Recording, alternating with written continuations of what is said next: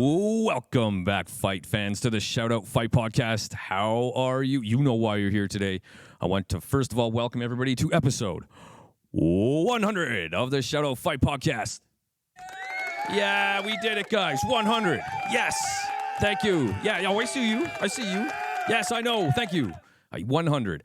And what better way to have episode 100 than with the Muay Thai man himself, Mr. Liam, the Hitman Harrison. I agree, guys. Listen, let's carry on, okay? Sit down. Thank you. Let's carry on. We got to get there. All right. Hey, you know what it is. Before we carry on, though, can you do me a quick favor? Especially for this podcast, if you could just quickly take a finger, like the podcast. If you wanted to go one step further, which would really be appreciative, and just share, write a little ditty, hey, Jay's really good at this, and so is his guests, and yay. I would be appreciative. Make sure you share it with a friend, a family member, or a foe, because as always, a foe can always become a friend or family. Who knows? But it all starts with sharing the Shout Out Fight Podcast. And don't forget, in the words of my man B. Kong, only the real ones subscribe. So make sure you subscribe to the Shout Out Fight Podcast, and do yourself a favor by being a real one, and doing me a favor by subscribing.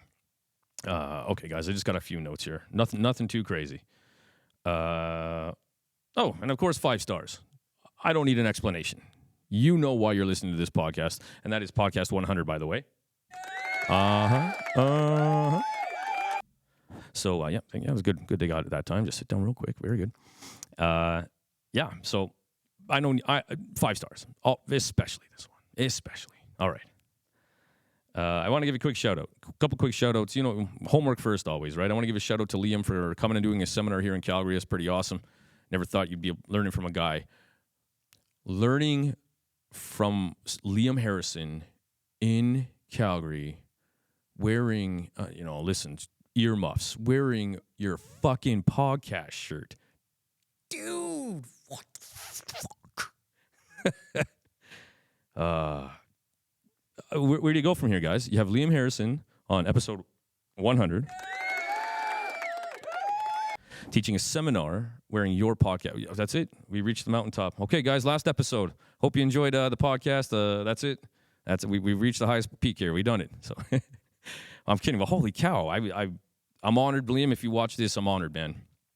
I was pretty stoked. I'm not going to lie. Liam, Kieran as well. Always Kieran for making this happen for the community. Not just myself, but for the community. And I'm unbelievably grateful that Kieran was able to make this opportunity happen for the podcast. I don't even care if anybody had any questions. I could have done hey, questions. Like, no, this is for me. So anyway, let's get through this here. Hey, Tina from Muay Thai World Cup. My in-laws for hosting Thanksgiving, as always. My mom getting over the vid, looking okay there on the better side of it. So keep going, Mom. I know you're okay, like a cold, but shout out to you. Southpaw Boxing for hosting the seminar. I'm hoping to talk to the man behind Southpaw Boxing as well, get a little more knowledge in the boxing game around Calgary and Alberta, maybe even Canada. I'm pretty green on that, so I'm looking forward to having that conversation. Shout out to you, Warren, and we'll get there. Dwayne, so a couple people from the seminar, Dwayne, Steph, Sarah, Tim, Florin, Jason, Kevin, Kyle. I want to give a shout out to my man B Kong as well. That guy's just he's been my biggest cheerleader for this podcast, so I was pretty excited to tell him and nerd out. And thanks for the support, man, and the positivity. I really do appreciate it. My man Rob, Turkey and Pistols, as always. I can't thank him enough. Make sure you check out his shop out in Brad Creek, just west of Calgary. Matter of fact, just an actual stone's throw from Kieran's new gym in Brad Creek. Make sure you check out both. Brad Creek in itself is unbelievable. Shout out to you, Brad Creek. My staff, my gym, Arashido Martial Arts, Deerfoot North, here in Calgary, Alberta, Canada, and the staff that help run it. And I apologize if I don't catch you on this one. I'm kind of raw dogging this here.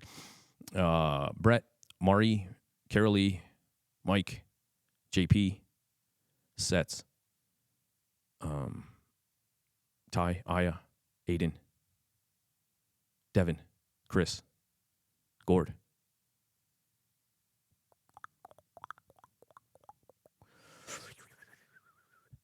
I think I kind of, for the most part, got everyone there. I apologize if I got anybody and got to carry on. I'll give you an extra one next podcast. So thank you guys. This giant anthill doesn't run without you, and I'm truly grateful. Okay, guys, a couple fighty friend shout outs. So again, if we've interacted in person, online, anything like that, talking fights, rubbing elbows about the fight game, shout out to you. Here we go. To my fighty friends, Mr. Damian Trainer. I had to put him first, right? Friend of the show, by the way. Dale from Top Notch Muay Thai, Kyle W., Michael Fitzpatrick. Again, hoping to be out there January for another commentary show, and hopefully bringing a squad this time as well. Devolve from Dunamis, and has an upcoming fight in the Muay Thai World Cup Finals, November 25th. Dan from First Strike Athletics, Kelly, KOK Muay Thai, Scotty McPhail, Aiden, Rudy, Jay Fuddy, and Ryan, and Ryan's dad as well. I always appreciate talking to you guys. All right, guys. So, yeah, anything we're talking about, you're talking about, fighty, let's do it. Love talking fights. Shoot me a message. Okay, before we get into the actual meat and potatoes of this, just a couple fights, weirdness things from the weekend. The Dylan Dennis fight. I reposted, what's his name? Oh, geez. Darren Till. Thanks. Give me one sec, guys. Coffee, as always. Hey, Tim Hortons. We should talk. Okay, anyway.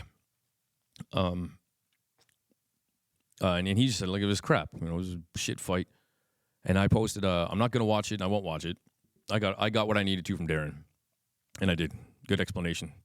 But I saw the finish. And you know what's funny? I'm not a big fan of Brendan Schaub. No offense to him. I'm not too sure how many people, how many are. But anyway. That's kind of rude, wasn't it? Yeah, uncalled for. I'm sorry, Brendan. But, you know, he nailed it on the head when he said that what he thinks is Dennis is going to get frustrated, probably going to get pieced up, and probably try to choke out Logan Paul. And that's what he tried to do. And, wow, nailed it. So here we go again. Just another freak show of, like, you know, it's like you're a chameleon. You're a clown. You're putting on a costume. I mean, I'm not saying he's not a fighter, but in a boxing ring and in a big event, and like Dylan even said, I have no coach, I have no camp, you know, I'm no boxer, and it's fine if you're an influencer. But I know Kieran, I saw you right, man. You got to remember, it's not boxing, but they think it is, and they're trying to make it as close to boxing as possible, and it just, they're doing a good job of taking over the social media airwaves, and it drives me nuts. Anyway, I don't like it. It's a freak show. It looked like one, acted as one. It is one. But what I kind of wanted to get in is, like, MMA Hour with Ariel Helwani. I do listen to that, not religiously, but once in a while. I think it's a good podcast. And he had Dennis on, I think, last week, and even before that a little bit. And the guy, and then just his antics, he seems like a wreck. Like, I mean, it looks like he needs help. Like, he's begging for help almost. He's so, I know everyone's like, oh, he's a troll and he's just messing about. And, like, is he? You know, like, it's so much, it looks like it's such self-sabotage that it looks like a cry for help. I have no idea. I don't know the guy, but I hope I would just, you know, I don't like it. I don't like seeing it. I don't support it. And I hope that fella gets help. That's what it looks like he needs. Anyway, that's what I got out of that. He shouldn't be in the spotlight. Anyway, whatever. UFC 294 coming up. Oh, my goodness. So we had Charles Oliveira was supposed to fight Islam Makhachev, and that got changed to now Islam and Volkanovski 2. Yes. I don't know if you thought, or if you know who won, or thought who won the first fight. I can see both ways. I can see if you look at the point system, if you look at the fight, and blah, blah, blah, blah. But anyway, bottom line is Makhachev won, and they're going to do it again on 12 days' notice for both, really, but for Volkanovski, who I'm sure has been training, but not, you know, in preparation for something like this. Anyway, I can't wait. It doesn't matter.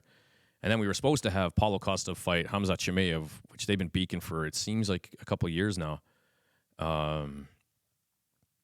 So I was looking forward to that one. But hey, I got replaced with Kamaru Usman, which is versus Hamzat, which is a great fight too. If you take away even just the last loss of Usman, okay, everyone can lose by head kick knockout, but you know it can happen.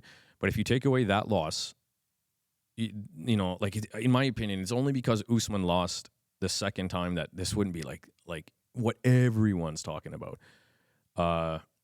I still think this is going to be a crazy fight, and you just kind of wonder. It almost, for me, it feels like you know what you're going to get from Chimaev, so you wonder like which Usman's going to come to the table. I don't know, but that's how it feels. Like you're not sure what to expect from Usman, but you know what to expect from Chimaev. Or can Usman stop? Anyway, who cares? It's going to be great. That's a great. Both of these made up for the original opponents. So that's this weekend. Can't wait. Definitely going to watch that one. Okay. That's that for what's on my paper here, guys. A couple other things. I also, hey, listen, shout out to Team Muay Thai, Chris Fairtex, Random Muay Thai Syndrome. Hilarious videos on YouTube, and I support shirts. I don't wear things like Gucci or Armani or anything like that. I'd just rather wear Muay Thai gear. Or Shout Out Podcast shirts, of course, which you can get, shoutoutpodcast.com. Also, before we get into the podcast, I want to say thank you to everybody that's been sending me messages and questions about my knee. All the positive thoughts, the support, whether it's in person or people who want to help me or carry my bags or open doors. Listen, I thank you. I'll take all the positive support. I thank you very much.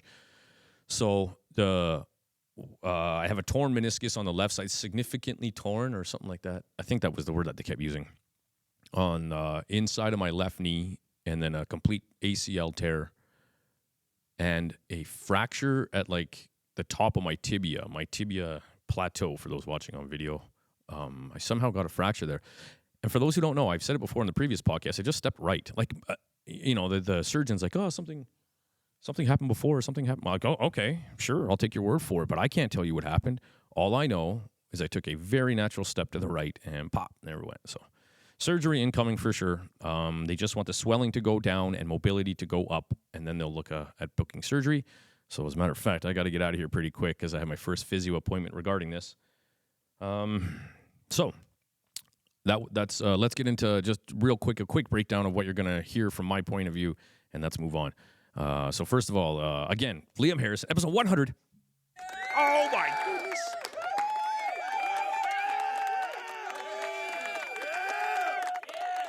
Crazy, I know. I can't believe it. Now I've known I haven't known him, but I've been a big follower of Liam for like literally 20 years. I'm not joking. Okay, maybe 18. And or 19, somewhere around there, but about 20 years. I used to work in an insulation warehouse here in Calgary. Shout out to Burnaby Insulation. and I was 20, 21 years old, somewhere around there. And so video access, so YouTube, was really popular, still is, of course, but video access to things like full fights wasn't as common. And I found a website called p4tv.com. Shout out to p4tv.com, as well as axekickboxing.com, which is, if I recall, it's been a long time, predominantly a UK Muay Thai message board. But it was used around the world. But so that's where I first learned about Bad Company and Liam and Andy and lots, to be honest. So from there, I started watching these fights on p4tv.com, and while I was at work getting paid hourly, allegedly, and so I became very familiar with UK Muay Thai 18, 19, 20 years ago, watching, so it was Liam Harrison and Andy Thrasher, Andy Howson, Michael Dix, the Wakeling fellas, Demon Trainer, obviously, Luke Turner, there's Power Scotland shows, Leeds Town Hall, Rumble at the Reebok. Like, I got to watch all these, and they had full fights, full cards. And I loved it. So I became very familiar a long time ago. And so I've been following Liam heavily ever since then, as a fight fan, as, and online and watching fights and making sure if he's fighting, I'm watching. And so for an opportunity like this to come, I can tell you that, like, I was nervous. Like, I'm still a fanboy. I'm trying not to be, but I'm 41. Come on, Jay. You're not 12. Anyway. I kind of like being a fanboy. But anyway, on my way to go and do this podcast, I was like nervous, like my thoughts were like, what the hell am I going to talk about? Like where do I start? Like I like there's so many avenues in my mind that it's like I couldn't pick one, right? I'm like so anyway, I'm trying to stop doing that too, by the way. drives me crazy. Just about did it there. So I was selfish. If you wanted to hear, and I say at the beginning of the podcast, if you want to hear about his story and the timeline of how he got from being a baby to where he, came to Calgary, it's not the podcast for you. I was selfish with my time as a fight fan, and I've been watching this guy for literally 2 decades. I just had some questions and some memories. Hey, what happened with that? Remember that? And what's it like doing that? And I can also tell you that the first 3 minutes in, he's absolute fired. So make sure you listen, watch this podcast. But anyway,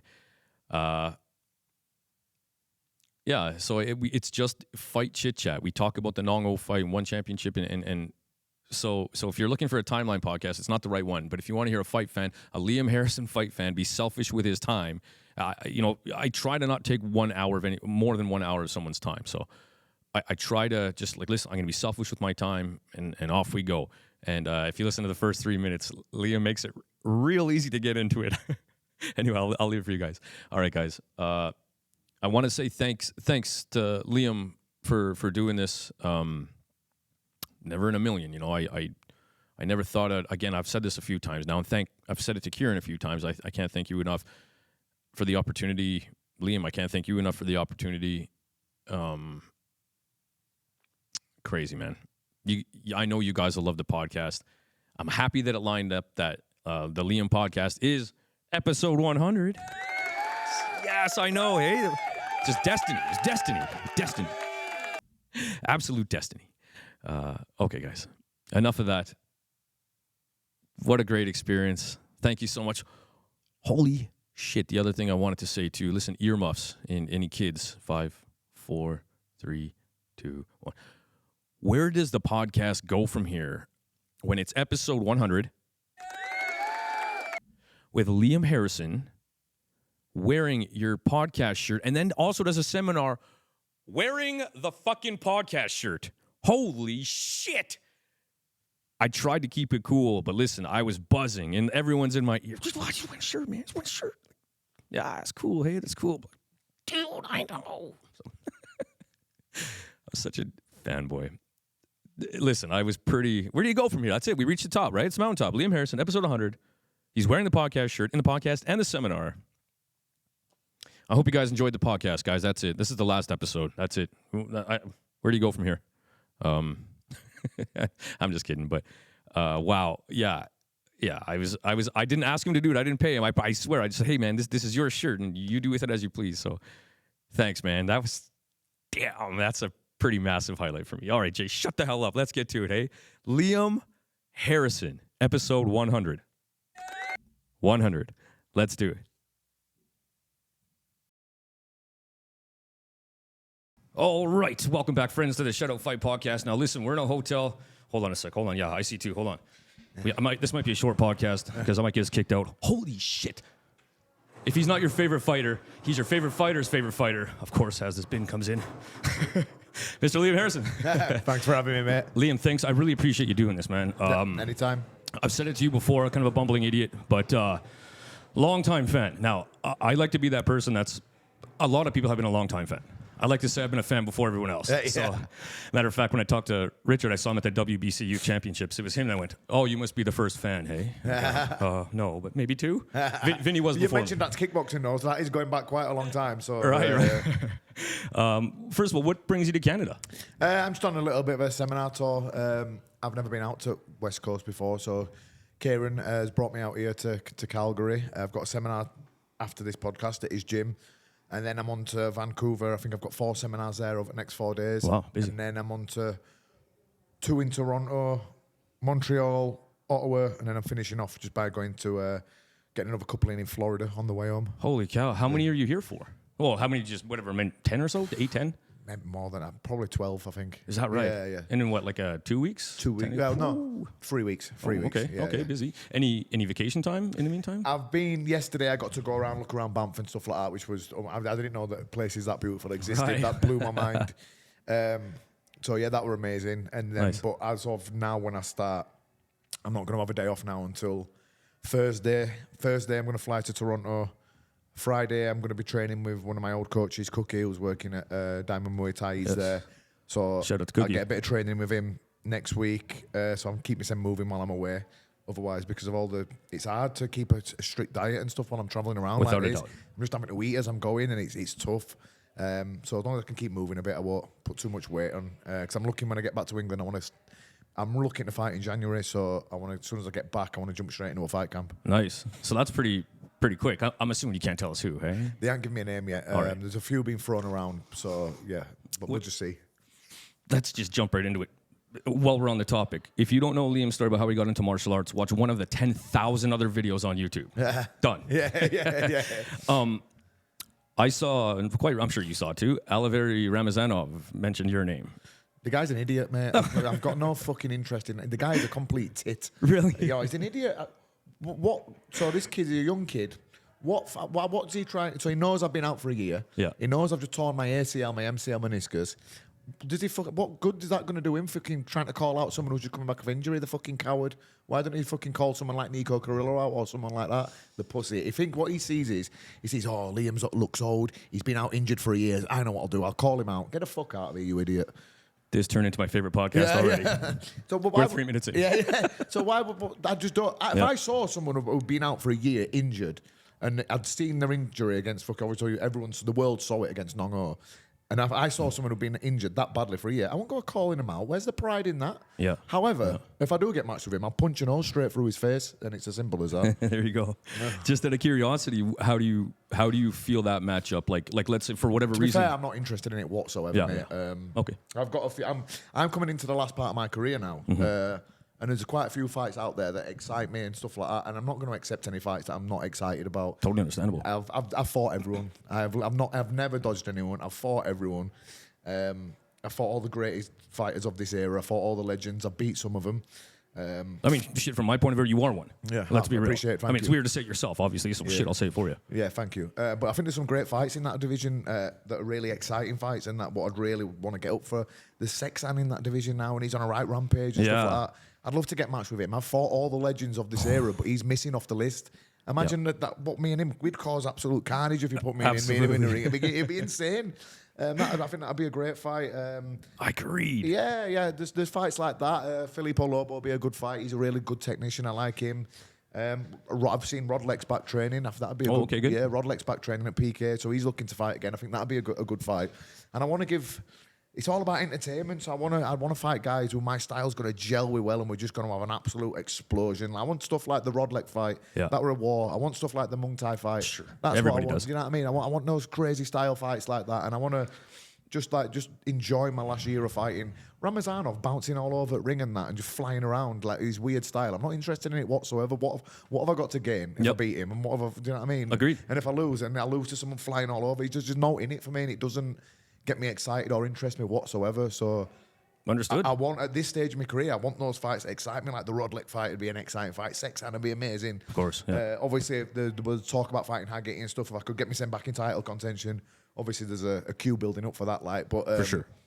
Yeah, they're great fights that excite me and then excite the fans, I think. So they're the type of fights I'm looking for. Now, usually fighters will say athletes the opposite of that. Near the end, they're not. No, not all, of course. I'm not saying they're looking for an easy ride, but they're. I would say if they were being honest, they wouldn't say the things you just said. Where does that come from at the coming to the end? Yeah, obviously you see like what Sanchez doing now. He fights on a Thai fight once a month and beats some people who are nowhere near as good as him. Sure. I wouldn't find that fun. I wouldn't be able. Obviously, he's that good that he doesn't have to train it because he doesn't really train anymore. He puts a few videos of him eating pads and stuff like that. Yep. But if I were doing that every month, it just wouldn't interest me. I like the challenge, and I like knowing that when I get in there, thinking, "Fuck, this is going to be a war. This is going to be an hard fight." I like that, and I like being nervous in there, thinking, "God, I need to be ready for this." I wouldn't want. If I get in there just thinking, "I'm going to beat him up," it wouldn't get the blood flowing. It wouldn't rev my engine. Do you know what I mean? I need that sort of thing to focus on. And obviously, coming at my age, coming up to the end of my career, there's only so long you can keep doing that at the best level. And when I can't do it at that best, highest level anymore, that's when I'll leave and I'll buy out and I'll just get into coaching full time, because people who come into the arena to watch the fights, they're paying their hard-earned money for a ticket to watch you give everything you've got and entertain them. And if people are watching around the world, they're taking time out of the day, they might be at work, sneaking off to try and watch you. you have a moral obligation to give them 100% and give everything you've got. And if my body won't allow me to do that anymore, and it won't allow me to put in the performances that I could do a couple of years ago, then I'll just rather just leave. And then I don't see a point in beating up people who aren't as good as me. There's no honour in that, really. And I mean, Sanchez earned it. He's the greatest fighter of this era. I agree. If he still wants to keep earning money, let him do it. I think it's great. And to be fair, he doesn't really hurt him. He just schools them, doesn't he? He makes them look a bit stupid. So, but. Yeah, I wouldn't want to do that. I'd just prefer to just travel the world and do seminars. Yeah. Obviously, fighting is... I am a fighter and it'd be hard to let go. But if my body won't allow me to do what I need it to do to put in the performances that I want to put out there, then it'll be time to walk away. But getting back into training and stuff now, even after I've been out for so long with the injury, similar, you know how it feels. It's fucking horrendous. I would not wish that injury on my worst nightmare because I honestly wasn't mentally prepped for how tough it was to... the rehab and That's stuff. what I keep hearing. The first, how long are you post? I'm still not even post surgery yet. Have you not had surgery yet? No. Welcome to Canadian healthcare. Right. Okay. September 7th, I did it. Fucking hell. Yeah. What? When are you booked in for surgery? No. No. Wow. They want the swelling to go down and more mobility before they'll bother. Right. Okay. So when I did mine, I tried to fix it with like stem cells and PRP and stuff like that, and then it just didn't fucking work properly, and then it just totally ruptured.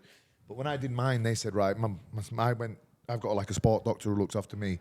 And he said, go away for 2 months and get your leg as strong as possible. He said, I want you doing a pre-ab work for 2 months, get your quad as big as possible. He said, because it's going to be a tough ride back. He said, if you want to get back to full sport. And I'm thinking, it can't be that bad. Right. Fucking mate, it's bad. It's bad. It's very tough. Just obviously being so... active and I'm training 2-3 times a day, and he was like, you've got to be very careful for the first 3 months. You can't go rushing it because if you rush it, the graft, are you having a hamstring graft? Do you know what graft they're going to give you? I got no idea, man. Okay. So basically what they do... Scaring the piss out of me. It's just tough, mate, and I wasn't mentally prepped for it. Because I was like, I'll be back in 5 or 6 months. I was back in 5 months, but it wasn't... It was a fucking hard road to get there. I didn't miss a day of rehab. And it's tough. So what they'll do is they'll take a bit of your hamstring. Well, I had a hamstring graft, so they'll take a bit of my hamstring away and then attach that as the ACL. But obviously that's a foreign body going in. It's a tendon being a ligament. So your body needs to take time to graft together properly. Right. And I think there was a ligamentization or something like that. To properly knit together. So it's tough, and then you lose your range of motion, and mate, it's a very, very tough road back. And to be fair, I don't think a lot of it, after an injury like that at my age, I don't think a lot of people would have batted an eyelid if I'd have gone, you know what, fuck this. Knee's gone. I've had a great career, 8 world titles, 92 wins, 51 knockouts. I'm leaving and I'm buying out. But I'm not going out on that as my last fight with my fucking leg going in front of the entire world and getting stretchered out. And I don't think anybody would believe that. Stretchered off to hospital. I'm not going out like that, mate. Do you know what I mean? So even if I have to come back and just have one last fucking hurrah, I don't even care if I win. I just want to come back and just fight how I can fight and be fucking exciting. But at the minute, I'm feeling good again, and my speed's come back, my sharpness has come back. I'm back sparring, my eyes are still there, and everything seems to be working out just as it was before the injury. I'm obviously not as sharp as I need to be to get back to the level I need to be at to fight. But it has been a tough road back. I haven't missed a day of rehab. And I've had a great team around me who've all helped me. I've had 2 rehab specialists helping me. Just because weird shit happens, like I thought I was getting somewhere, and then I realised my glute had just switched off. Because I'd not been losing my leg for so long. Right. And I've been like getting my quad back strong and stuff like that, my hamstring, and I forgot about my glute. Right. But because my glute wasn't switching on properly, my knee were turning in. I was getting something called knee valgus. So my knee were turning in, and obviously if your knee's just in like that, you're fucking not gonna have good stability. So then I had to do like just a month of just training my glutes and getting my glutes switched back on and stuff like that. It was tough 3-4 months to get back to how I needed everything to be to work at the good level. Right. Excuse me. But yeah, like I say, it's been a tough one. But I'm here now, out of the other side. I've had 8 months post surgery now, and I've been back training for the last 2 months, pretty solidly. I'm doing everything I was doing before. So have they okay, Liam, we're taking the leash off, go. So yeah, they're going to sign me off on 9 months because that's when, like they say, like for a top level athlete, 9 months you can return to sport. I see. Okay. So it's 9 months. What month are we in? October. Yep. So next month they'll sign me off because one championship wanted me to fight on the Qatar show on the December the 2nd. But they said before I come back, after obviously it was on their show when my knee exploded. Right. They said we can't let you come back until you were signed off by a doctor or your sport doctor or your surgeon. So I went to my sport doctor and sign me off. I want to fight. And he went, no. No. He went, no. He said if you come back earlier than 9 months, say if you come back at 8 months, 30% chance higher that it'll go again. I was like, don't sign me off. I was like, fuck doing it. I said, I cannot put my body, I said, I can't put my mind through another 9 months of this, mate. I said, I can't do it. I said, right, don't sign me off. I said, sign me off when you fucking think fit. Right. And he said, I'll sign you off on 9 months. So if I get signed off in November, then I've got 10 weeks to January then to get fight camp in. Nice. Yes. All right. That's good to hear. Okay, so the fight itself, Nong-O, now, I know the last kick, like, you went down, but was there a slip before that? Like, you can see your knee kind of buckle and go straight a little bit. It kicked my leg, and my leg went in, and as I put my leg down, it jarred all over the place. Right. And it felt like everything had just ripped in half. It was fucking horrendous. And I knew my leg had gone, and I was trying to put my leg down, and I could just feel my leg flopping around. Like I thought, fuck, it's just totally gone here. I thought, I can't even stand up. And I looked at him, and he knew my leg had gone. He knew my knee had gone. And I just thought, right, just throw any fucking thing you can. It might hit him, you never know. And I threw 2 punches. They both missed, and then he booted it again. And then when I went down, because of the meniscus damage, it locked my leg. And then I thought, oh, well, fuck, game over. Game over. Yeah. You can see, you logically look at it like fuck, like I'm fucked. When you watch the video, you see my leg lock, and my leg's doing that, and I'm going, oh, Jesus. Right. I just knew it were. Yeah. It were weird because I'd been I'd been so concentrating on that fight. My leg I knew my knee wasn't very stable, but I wasn't been doing much like rehab and S&C to keep my leg locked strong. It was weird when I was walking up steps a couple of days before the fight. My knee felt a bit loose. I thought, that feels weird. And I thought, be all right. Sure. It wasn't all right. It wasn't all right, but yeah, I should have been, because I was so like focused on that fight. All I was doing is training Thai boxing. I should have been doing all like my stuff to keep my leg and my muscles around my knees strong, because I knew there were a bit of damage in there. I just wasn't aware of how bad it were actually going to be, but it's what it is. Sure. And it wasn't like fucking great kick by him. He's a strong kicker. It might have happened even if there were no fucking damage there. You never know. Or he might have just fucking gone on and blitzed me. We don't know what would have happened, but it were a solid kick by him, so he can't take it all away from him. Right. Yeah. And on a similar thing, and not that it matters, I didn't get kicked by Nong-O, and nor do I ever want to. Yeah. I just stepped right. Yeah, really? A natural step right sparring. Like, it wasn't even like sharp. Just natural. Jesus. Pop, and the second my foot touched That's the the floor. thing, you never know what's going on inside, like your legs and that. If your muscles around your knee start locked solid, like if they get slightly loose, then your ACL's flopping around like that. It's easy to just snap it. Right. I did ACL, MCL, medial meniscus and lateral meniscus, so Like the doctor said, oh, we call that a full house. Sure. He said, you don't do things in halves, do you? I went, oh, Jesus. No joke, eh?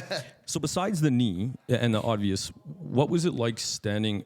How about before any punches were thrown, any kicks, any contact? What was it like standing across from Nong-O? Just say I've fought all the legends of this era, and I've fought Nong-O, I've fought Sanchai, Muangthai, Sagat Dao. I've fought all the greatest fighters of this era. I fought Sanchai 3 times. I've beaten Anawat. Yes, sir. Anawat was the most terrifying fighter of this era. You know what I mean? Probably the heaviest puncher of all time. Right. And I've stood in front of him twice, and I beat him. Yep. So it was just any other fight to me, really. Yeah. It was just a shame. I was just gutted how it ended. Sure. But it is what it is. Well, hopefully I can get myself back in title contention after a good couple of wins, and we'll see. Yep. I'm actually going to go train with Nong-O at a Superbon gym when I go back to Thailand. That's a beautiful gym. Yeah, it looks good. Looks really good, yeah. So when you're in Thailand, out of curiosity, are you, what would you, famous? Like, are you well known there? Like, are you... I would assume so, but I don't know. Like, is that?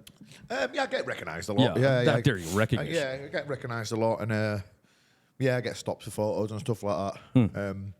It was like that before when Championship came along. I spent a lot of time in Thailand. I lived there for like nearly 3 years. I had quite a lot of fights out there. Right.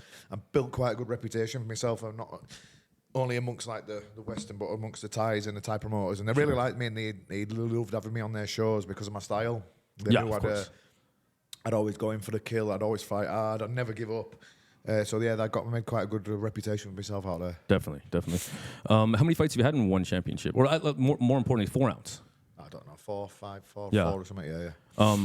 Besides the obvious, like, so I commentate for Kieran's fight, Muay Thai World Cup. Yeah. And the quarterfinals of the tournament, they're doing the Road to One. I put on those little gloves at the weigh-ins. It's outrageous. And first I was like, holy shit.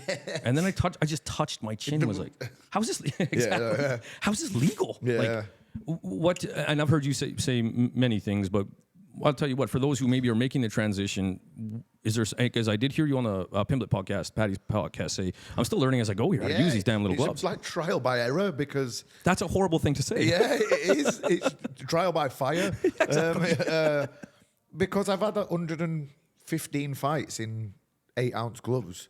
I was comfortable doing all those things. I had a good... I've had like 90 wins out of those 115 fights. Right. Or 89 wins, sorry. And then... I had a good system of what I knew I was doing, and then you take them gloves off you, and you start. It's hard to break the habit. It's like when I fought Rodlick, I did the long guard, and he punched me right on the back of my ear, which my balance went for a minute, and I got an 8 count for it, and I thought, fucking hell. And that was something, I was winning that fight easily up until that point, and then that was just because I did the long guard, and you can't do that in 4-ounce gloves. I've seen loads of the Thais try and do it on these one championship Friday fights, and they get the lights punched out because it's good in 8-ounce gloves. I love doing it in 8-ounce gloves, right? And I've done it for years and years and years. So to just get in the ring, and the first time I had the 4-ounce on it, it was just a natural reaction. And then obviously in the Muangthai fight when I got dropped first, I tried to catch a kick like that, but obviously with an 8-ounce glove, you've got the cushion there. With that, I didn't have no cushion, so I've got that, and his shin has hit me in the chin there. There you go. Before Okay. it's even hit my arm. And that knocked me down, and I was like, Jesus Christ. Right. But yeah, it's fun though. I like the risk factor of it. I get sort of like getting in there, not knowing, thinking, oh fuck, you never know what's going to happen here. It's a bit like the good adrenaline rush. It's exciting. Listen, my son, he's 6 years old, so we watch the fights. For us, it works out perfect. Friday morning at like 6:30 a.m. I'm up, he's up, perfect. I get to watch the fights. And my son now hates the fights on Friday morning because that fight when you fought Muangthai, I fucking lost my mind. I'm jumping up and down like a wild man. Like my wife's working in the basement. She runs upstairs, shut up. And I didn't even care. That was insane. That was insane. She is. Would you say, I don't want to say your favorite win, but that's got to rank amongst the most exciting or something in your career, right? I've had a few favourites over the years. Obviously, beating Anawat when he was current Rajaramnern champion, especially after he beat me the first time. That was one of my favourites. I'm sorry to interrupt. Were both fights on was it called the MPL at the time? No, one was on that in Jamaica, and then the second one was on... forgot what it was called. It was Master Sken, MSA, Master Sken show in England. But that was at the MEN Arena, which is one of the biggest arenas up north, where I live. All my friends were there, all my family were there. There were 3 elite level Thai fighters came over, and I beat him quite convincingly in that second fight. So that were a favourite. When I beat Andre Kubin, that were a good one because he was like probably the best Western fighter around at the time. Yeah. So that was and I smashed him to bits. So that was one of my favourites. They're good. But obviously with the Muangthai fight, the entire world saw it. So that were, and obviously I got a big bonus. So yeah, the entire having the whole world watch it, it went viral. Everyone was buzzing, and the fact that I showed what I'm made of, getting off at floor twice, because I don't think many fighters would have been able to do that and come back. Agreed. So yeah, I got the chance to show the entire world what I'm really made of, what I'm all about.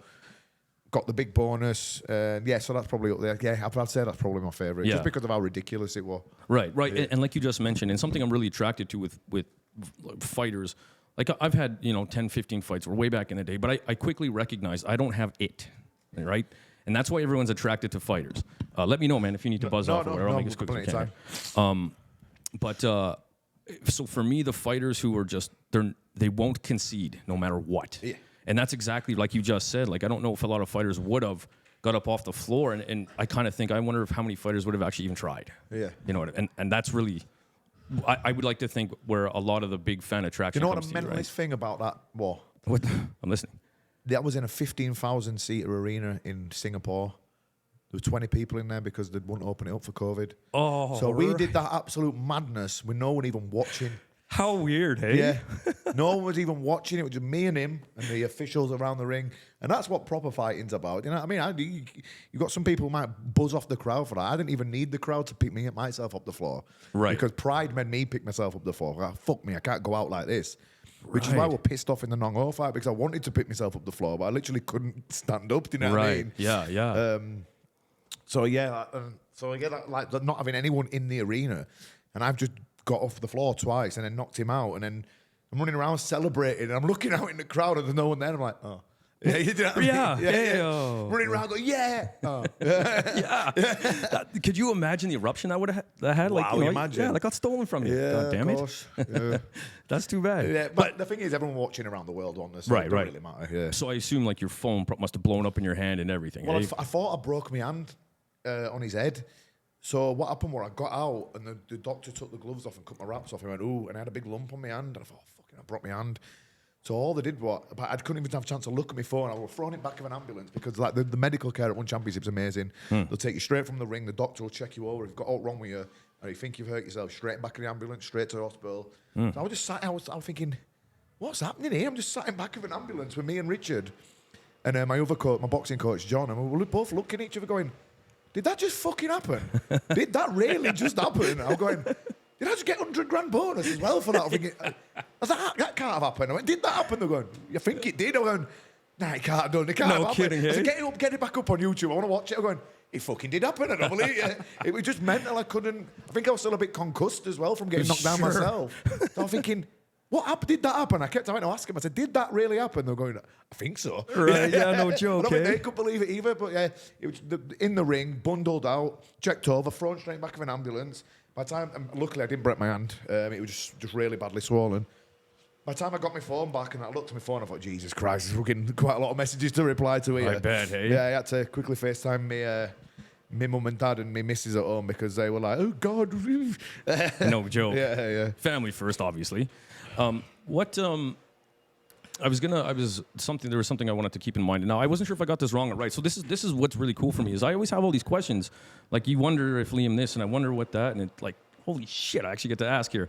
Pornsene, way back in the day, at his height, he fought Corn and had that crazy war and Fucking stuff. loved that guy. Now- I loved that guy. Now, I could have sworn, so if I recall, even long before that, and not going to lie, look back on Wikipedia, low kick has been quite big in your arsenal from day one. Is that correct? First time I ever stopped someone with leg kicks, I was 15. There you go. Yeah. Like really 15 or pretend 15? Really 15, yeah. I was 15 and I was fighting a world champion kickboxer. But he used to fight kickboxing above the waist. Oh, yeah. So he didn't know about low kicks. Oh, and boy. I remember I booted his leg to pieces and I stopped him in round 2. And I thought, I felt all right. And then after that, I stopped my next opponent with low kicks and then someone else. And then it just became into nothing. Hard punches, hard leg kicks. I used to watch Torsillichai a lot. Yeah. The only fighter who ever knocked Sanchai out. Right. And his style was heavy punches, heavy leg kicks. And I remember when I watched him for the first time, and I went, wow, I like that. And then I just kept watching him, and I sort of like emulate my style a bit on him. Right. With over the years and adding my own little bits to it from what I was picking up from obviously from Richard and from all the other Thai coaches that I work with and stuff like that. Yeah. Sorry, Pontonet, we're getting on. Yeah, no worries, going no off on worries. one then, sorry. Hey, no worries. I could too. Don't worry. I could have sworn you wrote something like you liked the way he kicked. Like, man, I'm going to start emulating that. Now, maybe I think you were on Facebook or Instagram or something. That was a long time ago. But it felt like to me, now maybe it's just because I started paying attention then, that's when from my eyes, your low kick game went from, let's say it was already an 8, it went to like 300. Did I miss that? Like, was he an inspiration for your low kick? Yeah, he was. But then the closer I watched him, I realised he didn't kick like I kick. I kick like more at an up angle. He was just fucking vicious. He would try and rip your leg off the hinge. He was swinging Right. all his hip full. And he didn't kick. I remember I was sat ringside when he knocked. Who did he knock out? I can't remember it well. I was sat ringside at Lumpini anyway, and I was so excited to watch him fight. And I remember watching him the Thai would block him with his knee on his shin, and I'm thinking that's surely hurting him. And he just kept kicking his knee and kicking his knee. Madman. And then he changed it up and did an uppercut and knocked the guy out. Right. I remember looking. I thought his shin must be hurting. I was looking at his shin after the fight because I went in because in Lumpini. I went in back, and I'm looking at his shin after the fight. And I want a mark on it. And I'm thinking he must be just absolute made of steel. His legs, his legs must be made of steel. But yeah, he didn't. He had no regard for his own safety points in here whatsoever. Crazy. If you look at like fighters like him and Sexan, how they were able to keep doing that for so long because Pontonet was he was a 3-round fighter, Pontonet. Right, He would either right. knock you out early or he'd either Or he get was gonna knocked out lose. himself Right. or he'd lose on points because he'd be so tired. Because he just tries to kill you from round 1 to round 3. He's trying to kill you. Right. And then he might get a bit tired and lose on points. Sure. Or he just leaves himself wide open and he'll get knocked out. But that was so exciting to watch his style. Yeah. And he won numerous stadium titles doing that as well. Do you know Of what I mean? course. So yeah, it was just so exciting. But yeah, I loved watching him, but I never threw caution to the wind like that because I always wanted longevity, which is why I'm still around at 38 years old. I've had a lot of wars over the years because sometimes I like fighting like that, and I sometimes try not to, but I get sucked into it. Just Comes out to style. Yeah, of course. But how he did it, just leaving himself wide open and fucking eating punches himself and trading and going crazy. He did that for like fucking God knows how long and had 200 plus fights. And but then I remember I spoke to him just before he retired, and he were a bit like a second behind the conversation. Do you know what I mean? So I could tell he were getting a bit punchy. Yep. And I remember I saw Bovey. Remember Bovey? Sure do. He were another who was just completely insane. And I remember I saw him because he came to the Jitty gym one day. And I was speaking to him, and he just wasn't there at all. But it's not surprising the way he used to fight as well. Sure. So I always thought I don't want to end up like that. I want to still be able, because I want a career in media. I want to work for one championship after I retire. Yeah. I'd love to do all the media stuff for them. I've told him this as well. I'd love to do it. I'd love to like just get involved with all the media work and stuff like that. So I want to still be able to string a sentence together. Right, so as exciting as it is fighting like that and going absolutely insane, it's always in the back of my head. Just be careful, right? Because there's no fucking extra brownie points for fucking getting your face punched in and just looking hard, man, and stuff like that. You know what I mean? So, yes, sir. But yeah, like it is exciting to watch that style. But me personally, I wouldn't want to do it myself. Sure. All I do is take bits out of his game and add them to mine, or try and emulate them, like you say, but not. Totally. Not the low kick. Yeah. Okay, good. Just the low kick, not all the fucking other wild shit that comes with it. Keep your elbows really far. Use your face to block. Yeah. Mate, honestly, when you're up close, like to Ponsonate and Bovey and them guys in Ansexan, the scar tissue all over their head, it's insane. I don't fancy that. Yeah, for sure. So, what are your thoughts on that kind of style and guys like Rodtang? Obviously, like, do you think, I don't know how to say it. Like, do you worry about guys like that? Do you think about guys like that? Do you go, you know what I mean? What do you mean? Well, he has a similar style, right? Not really. If you watch Rodtang's fights in the stadiums, he's a lot cleverer. He's a lot more smarter and cleverer fighter than it comes across from one championship. Very true. He only does it because he's been matched with pretty much easy fighters he knows he can obliterate. Yeah, so he just does whatever he wants on one championship. And it proved against Superlek. He's technically very good because the timing of his elbows and stuff like that, it wasn't just him getting in there and swinging around or throwing elbows everywhere. It was perfectly timed, and it was getting his feet in the right position and cutting the ring off, and ringcraft is trying to pin him on the ropes and stuff like that. But obviously Superlek's a technical genius as well. When you watch Rodtang fight all these other fighters and stuff, they're not on his level, so he just gets away with doing whatever he wants. Right. And he'll do the bravado, and he will let him hit him because... Did you see him hitting his chin against Superlek? Did not. Exactly. Did you know not. what I mean? Yeah. When he's in there at that level, you won't see him doing all that shit because he knows he'll get taken out at that level. Right. And he's very smart. And like, he's a lot smarter than people give him credit for because most of the casuals who know all these super fans of his now, they won't have seen any of these fights in stadiums. Right. They won't even know how he used to fight. I remember when he fought Gaunar. I was just going to say that. Mate, he changed to southpaw and beat him just by fighting southpaw. He's not even a southpaw fighter. And at the time, your words, probably the smartest fighter in Thailand at the time was Gaunar. Yeah, Gaunar. A super technician. And he beat him on points. To be able to do that, you need to be a very, very clever fighter. Yeah. And he obviously is. But yeah, he was just getting a bit like undermatched for me on one championship, and I was getting bored of just watching him running and then openly saying, "I don't need to train." And he's the highest paid fighter in the sport, yes, sir, in history. Yep. And he's saying, "I don't need to train to fight these people." He trained for 5 weeks for Superlek, apparently. Sure. So, and I don't think. And now he's one of his guys from his gym was saying to one of the guys from Yokkao gym was saying, "Oh, he's trained for 5 weeks for this fight, but he hadn't really trained properly for about 18 months. Yeah. Because he's just been obliterating the people who were getting matched against, and he didn't really need to. No point. Almost. Yeah. So if you can get away with doing it like that, but I train because I enjoy training, but I mentally couldn't do that. Even if I knew I was going to get matched someone again, or I was going to destroy, right, I'd still train like I was fighting Sunshine. You know what I mean? Just sure. from me. But that's how good he actually is. And just gets in there. No, you can't hurt me. Sure. Do you know what I mean? He can't do up to me. But again, you won't see him doing it. And if now he's fighting Superlek, and then he's going to be Takaru, and if he's going to move up, it's going to be like Haggett, all them guys. If he's coming in our division, he won't be able to do it as much. And so I don't think getting matched with these type of fighters, I don't think we'll see it as much.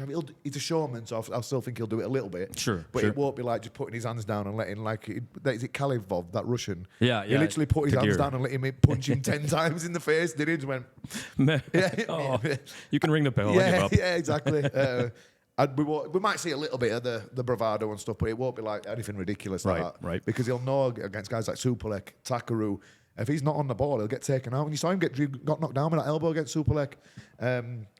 And it only takes one slip at that level when you've got a killer like that in front of you, and they will take you out. So now you have, if I recently recall, just after that fight, a little bit of a relationship with Superlek, training together, yoke, all that good stuff.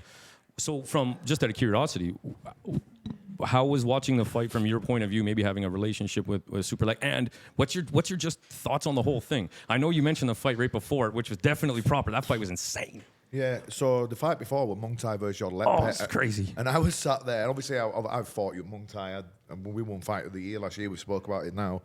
And I was just sat there and I'm watching it, and I'm thinking, God, he's another one who I see him taking these shots after shots after shots, and it makes me feel a bit sick, because he's that tough.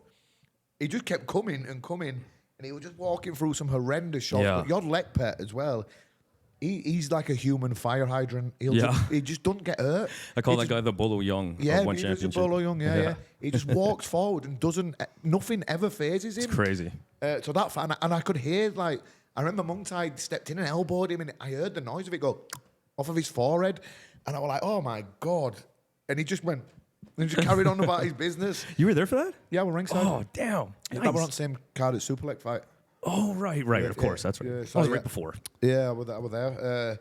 And then obviously, I was a bit disappointed with Superlek because we're not making weight. And then people say, no, he's got to move up. He don't have to move up. He just needs a nutritionist.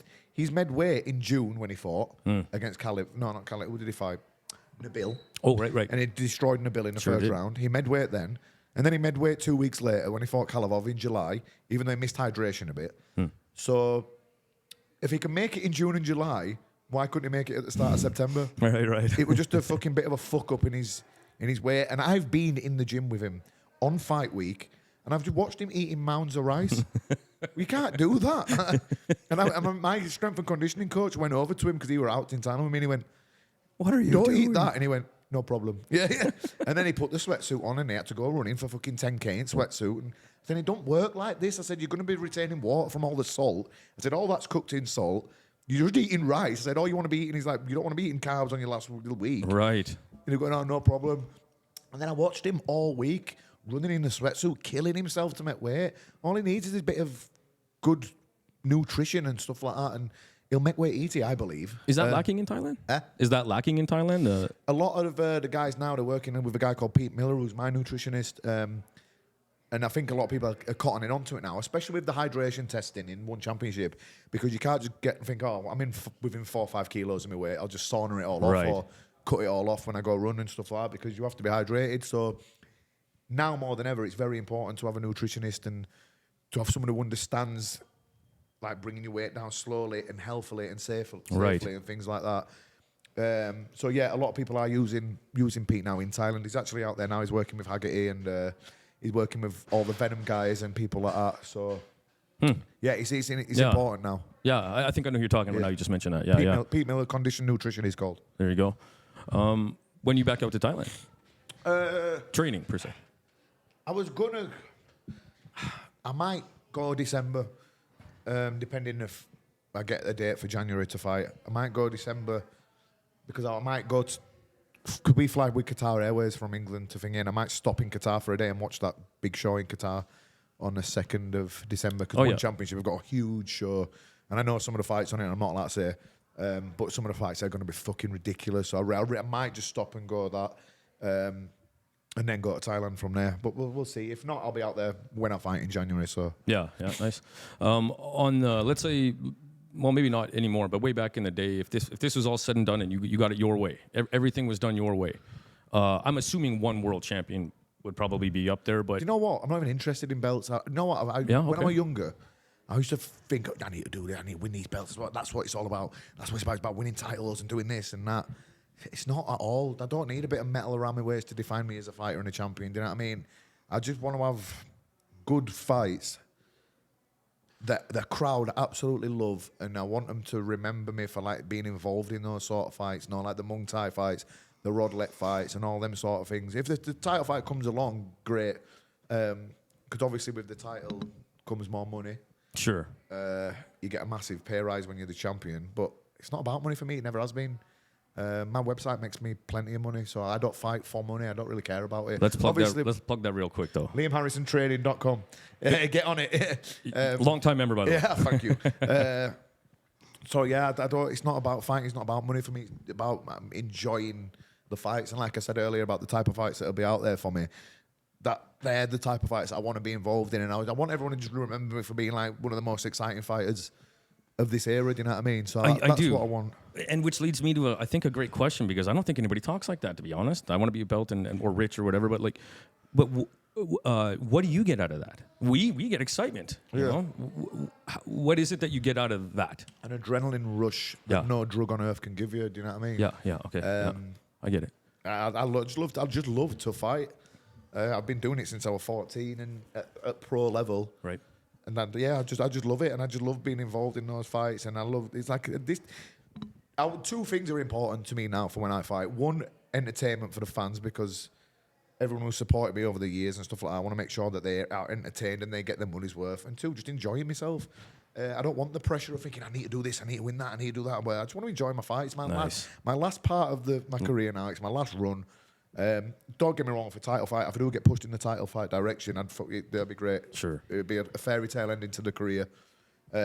But even if I don't, I'm not bothered. I just want to enjoy this last year or two. That's great. While I'm still fighting and things like that. Do you know what I mean? Yeah, for sure. Yeah, that's great. It'd be hard for like some people say, but that's all I want to do. Match me with like guys who are gonna bring the best out in me and stuff like that, and then that everyone will be talking about for weeks after, like they did with the Muangthai fight. That's what I want. Yeah. I want everyone to remember me for like being involved in those crazy. Fucking Liam Harrison did it again. Wow. Do you know what I mean? That's the buzz I like. Sure. Yeah. Fucking goosebumps. Yeah. That's awesome. You said you lived in Thailand for 3 years. What age were you when you did that? Pardon? What age were you? Just go to 19. 19. Okay, so you're there from like 19 to 22. It'll be about that. Yeah. Nice. And just fighting, just training, all that kind of stuff. When I first went there, I just lived in the gym, like with all the Thais. Lived on a mattress, and I did it like how they did it. After a while, all the Thais started to do my fucking head in, so I just went, I can't lose anymore. So I just moved into a little apartment next to the gym. Yeah, nice. And you mostly trained at JD Gym, is that right? Yeah, all the time when I was fighting in Thailand was been at JD Gym. Nice. Yeah. So how long have you been associated with that gym? Because you were just there recently, right? Yeah. Well, so the first time I went to JD's I was 17. I didn't fight then, no. I just went for 3 weeks just to train. So I'm 20 years. Nice. Yeah. And then Bad Company's the only gym that you've been with? Yeah, I train at Four Corners Gym in Liverpool with my boxing coach as well there, John Gillies. Yeah. So I train there twice a week as well. But yeah, Bad Company's is and always will be my home. Jeez, man. You're a unicorn. Like, nobody stays in one gym anymore, right? Yeah. I need a striking coach. I need a hair coach. I need a toe, right? It's crazy. Now, I see that you also work with a lot of MMA fighters. Yeah, yeah. Is there any you want to shout out or like that you enjoy working with? Like, dude, it's because to be fair, over the last couple of years, I've been so involved in my own training. Sure. But yeah, I got a message off Israel Adesanya last month. Nice. So, I love your style. Will you come out to my gym and work with me? So I'm probably going to go out there into New Zealand, I think. Yeah, City Kickboxing. Yeah, so I'll go out there and work with him. I've worked with Brian Ortega before. I really enjoyed working with him over in LA. He was solid. It blew my mind, though, because he was ranked number 2 or 3 in the UFC at the time, at 145 at my weight. And we were working and stuff, and I was showing him things, and he'd never seen it before, and he went, I've only been training Muay Thai for 2 months. I said, what? What did you just say? I said, I said, I watched your last fight. I said, you knocked him out with an elbow. He went, yeah, it was a fluke. Really? He said, no one's ever shown me how to throw an elbow. I'm like, what? Holy shit. Said, how the fuck have you got so good with him? All I'd done is boxing and jiu-jitsu and like stand-up striking, flicking his kicks around and stuff like that. Right. But he's such a ninja on the floor with his jiu-jitsu. I don't think he ever needed anything else. Right. But yeah, if he could have done like some proper Muay Thai, I think he'd have been champion for years, I think, because if his style with his jiu-jitsu game, if he could have punched, he can punch as well, but if he could have brought some low kicks and elbow game and sweep game into all that, he'd have been a fucking unstoppable, I believe. Yeah, but, it just blew my mind when he said I've only been learning proper Muay Thai for 2 months. I couldn't believe it. And it's interesting you say that because as the fights went on, the striking definitely got better. Yeah. As he was fighting. Oh, interesting. No desire to fight MMA ever, I'm assuming. No, does not interest Did me. you get any offers back in the day? I've had a few. They've asked me to cross over and said, I'm not interested. Yeah. No, it doesn't. Like I say, I need something that engages my brain and my heart, and I can put that does not. I don't care if anyone said I will give you $1 million to cross over. I don't know. Yeah, It doesn't interest me whatsoever. Yeah. How about as a combat sports fan? Do you enjoy watching it at all?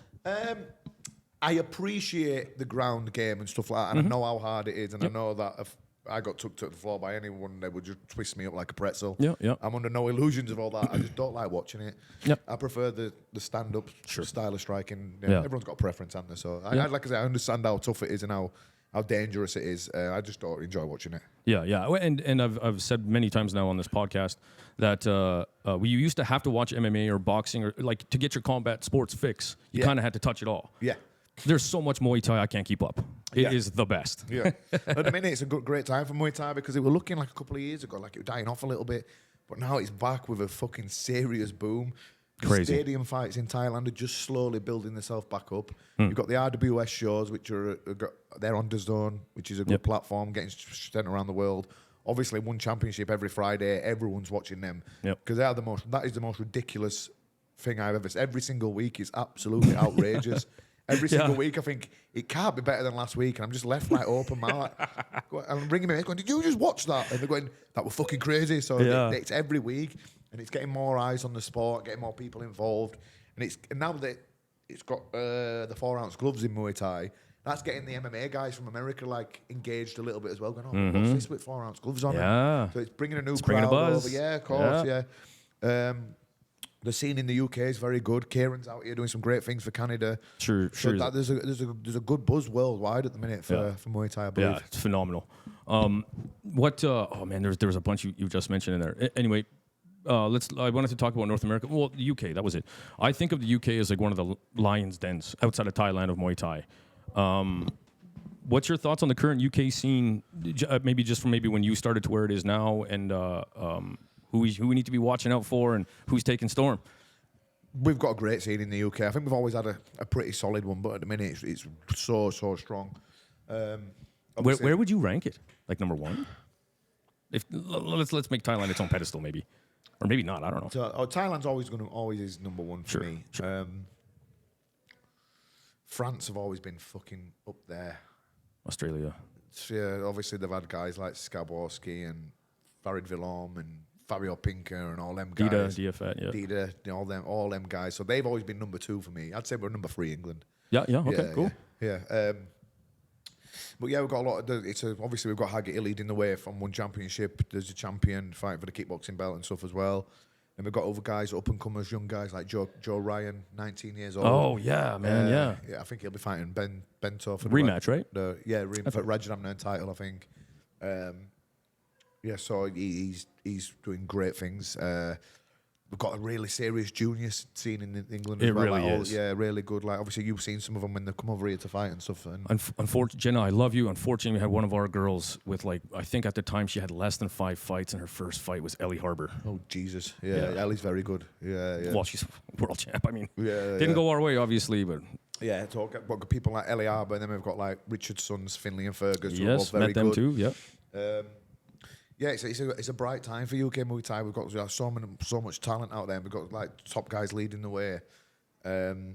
Obviously, there's Scotland as well. They've got Nico Carrillo, who's an absolute fucking beast. Yeah, we've got so many good fighters out there at the minute in Britain. It's really good time. And it feels like more fight cards and fighters, like non-stop, eh? Yeah. Obviously, I'm promoting in England as well now. Boom, which leads us right into it. Yeah, on the HITMAN Fight League and stuff like that. So it's tough trying to. Like, there's so many shows going on. It's like you have to like lock them all in like a year in advance. Nearly. It's crazy.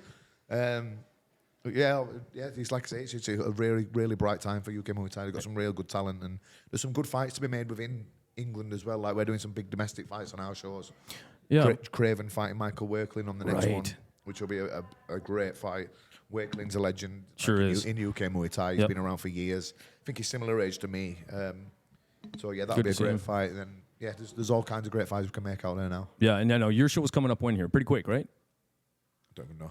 18th of November it is. Okay, yeah, that's right. November. Now I heard something ridiculous. I can't remember who told me, Kieran, that you had something like 77 fights or something like that. When? I don't know. Maybe it was your last show, or maybe like something like 3 days worth of fights. No. Oh, am I crazy? Yeah, it won't my show. It might be in another show in England, but it won't Oh. mine. Yeah. Because we were talking about I wouldn't do it like that. oh, thank goodness. Might be Muay Thai Grand Prix. I know they have a lot. I think they had 45 fights on it. Maybe that's what I'm talking about. But Yeah, holy yeah. cow, that's madness. Yeah, no. Yeah. I couldn't think of what worse than doing that. Oh, yeah, no joke, Yeah, eh? Is promoting something you always wanted to get into? Oh, geez, sorry, man. I'll cap this up in a couple minutes here, man. No, we got time. Yeah. It's. I want to be able to give the young up and comers a good platform to fight on which we're doing that. Like we've got all the big screens, Yeah. all the fireworks. We make it all look really good. You know what I mean? Yeah, Just yeah. So that will give all the youngsters who are looking at these guys on one championship. This will like give them a bit of a platform before they. Do you know what I mean? There's So- levels. Yeah. Yeah. That's it. Nice. Geezer's coming back again. Yeah, excuse the Yeah, noise. so in like the obviously we give them the fireworks, we give them like the big runway and the big screens all around them, and it just looks good for them. And then we have like a few of the juniors on to open the show, and then eventually they'll be like used to like when it comes to like the bigger shows and that, they'll be used to it by then and stuff like that. Right. It's just nice being able to give them a platform and stuff like that, and we've got some good sponsors and that. We'll give out loads of freebies to fighters and stuff. Nice. And we just want to like do like a few little extra touches because as a fighter myself, I know how I want to be treated when I fight. Right. And obviously, I've fought on every show there is, been in the UK over the years. And most of the promoters just treat you like shit to line their own pockets. Of course. I don't want it to be like that, do you know what I mean? So I just want it to, I want the fighters to know that we're looking out for them and things like that and just putting a few little extra things in there from like the freebies at the weigh-ins. You get tracksuits from our sponsor, Jim King, and stuff like that. And then we've got like on-site healthcare there for them like beforehand. Like if they want to have they've got mind coaches there. If they want to have a talk, if they're a bit anxious, go speak to the mind coach, settle your nerves a little bit. We've got one of my sports therapists who's there on site. Need a massage, you a bit loose, go see the sports therapist, he'll loosen you off a little bit. Holy shit. We're just trying to do stuff like that just That's to make great. it like, yeah. Wow. Yeah, we're doing all right, I think. I think this next show will should set us apart from everyone else in the UK, I think, to be fair. Yeah, nice. Right on. What do you feel are maybe the top couple of headaches that you get being a promoter now? Fuck me. Some of the excuses you hear from pulling out are absolutely outrageous, mate. We had one guy, and this is not a joke, we had one guy who was fighting on our show, and then 2 weeks before, he just rang up and just went, can't fight, off to get married. Today? Did you not know about this before? The stars and the moon have aligned, and they spoke to me and said, we need to get married this weekend, so I'm off to get married. I'm like, what the fuck? So he went and got married, converted to Islam, and then we've never seen him again.